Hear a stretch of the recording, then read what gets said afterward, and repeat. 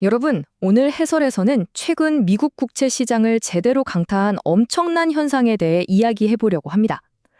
우리가 방금 목격한 이 상황은 단순히 숫자 몇 개가 바뀐 게 아니거든요. 전 세계 금융시장의 판도를 뒤흔들 수 있는 아주 중대한 신호인데 바로 이 숫자에서 모든 것이 시작됩니다. 화면에 보이는 이 숫자 5.046%, 딱 보기에도 심상치 않죠? 이 수치는 최근 미국 재무부가 진행한 30년 만기 국채 입찰에서 투자자들이 정확히 요구한 수익률입니다. 세계에서 가장 안전하다는 미국 국채에서 투자자들이 이토록 높은 수익률을 내놓으라고 버텼다는 건 시장의 심리가 아주 크게 요동치고 있다는 걸 의미합니다. 거시경제가 좀 복잡하게 느껴지실 수도 있지만 오늘 다룰 핵심 내용들을 이렇게 순서대로 따라가다 보면 그림이 싹 그려지실 겁니다. 국채금리 5% 돌파 소식부터 시작해서 이게 연준에게 어떤 의미인지, 월스트리트의 반응은 어떤지 핵심만 빠르게 짚어보겠습니다. 자, 그럼 첫 번째 파트, 역사적인 이정표를 세운 30년물 국채 5% 돌파 소식부터 바로 들어가 보죠. 이게 왜 그렇게 난리인지 타임라인을 보면 확 와닿으실 겁니다. 30년물 국채 금리가 5%를 넘은 게 마지막으로 언제였는지 기억하시나요? 무려 2007년입니다. 네, 맞아요. 바로 글로벌 금융위기가 터지기 직전이죠. 우리가 오랫동안 저금리에 익숙해져 있었잖아요. 그런데 이 숫자가 다시 등장했다는 건 그야말로 시장이 완전히 새로운 국면으로 진입했다는 거대한 알람 소리인 셈입니다. 여기서 정말 흥미로운 포인트가 하나 있습니다. 무려 5%라는 높은 이자를 주겠다고 하는데도 250억 달러 규모의 국채 입찰 수요가 생각보다 훨씬 저조했다는 거예요.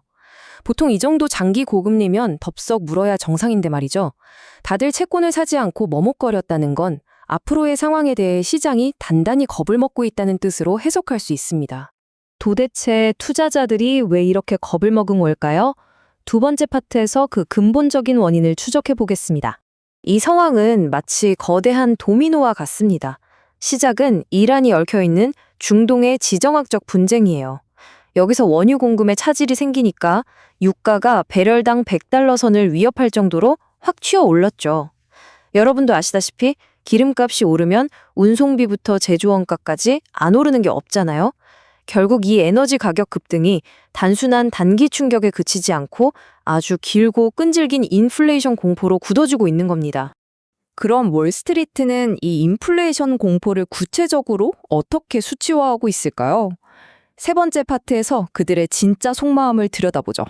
시장의 속마음을 읽기 위해 PEI, 즉 브레이크 이븐 인플레이션이라는 지표를 살펴볼 필요가 있습니다. 말이 좀 어렵게 들릴 수 있는데 아주 간단해요. 일반 국채와 물가연동 국채의 금리 차이를 계산한 건데요.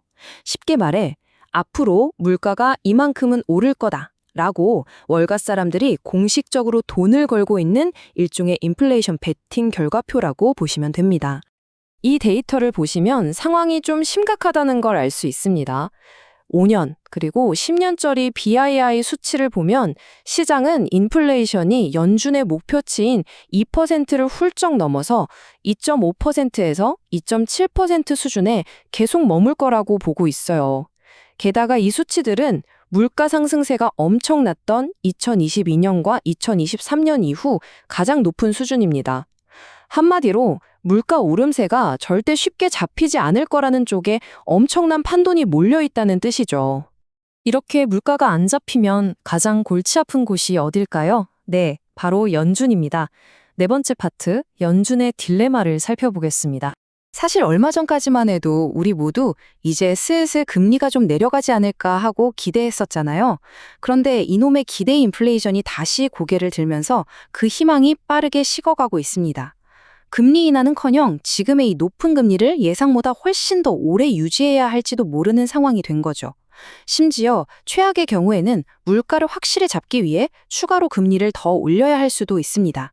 미국 경제의 조타수 역할을 하는 연준 입장에서는 정말 이러지도 저러지도 못하는 딜레마에 빠진 겁니다. 그렇다면 연준이 앞으로 어떤 선택을 할지에 대해 시장 전문가들은 어떻게 보고 있을까요? 마지막 파트, 월스트리트의 엇갈린 전망입니다.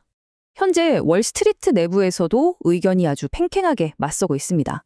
먼저 매파적인 시각을 볼까요? 벨웨더웰스의 클라크 벨린 같은 전략가들은 100달러를 넘나드는 유가 때문에 생산자 물가가 덩달아 뛰고 있다면서 이게 자칫 인플레이션 통제 불능 상태로 이어질 수 있다고 강하게 경고합니다. 반면에 신중론을 펼치는 쪽도 있어요. TD증권의 얀 네브루지 같은 분석가들은 유가가 오르긴 했지만 그게 아직 경제 전반에 다른 물가까지 다 끌어올리고 있다는 증거는 부족하다. 그러니까 연준이 당장 패닉에 빠져서 정책을 바꿀 필요는 없다고 맞서고 있죠.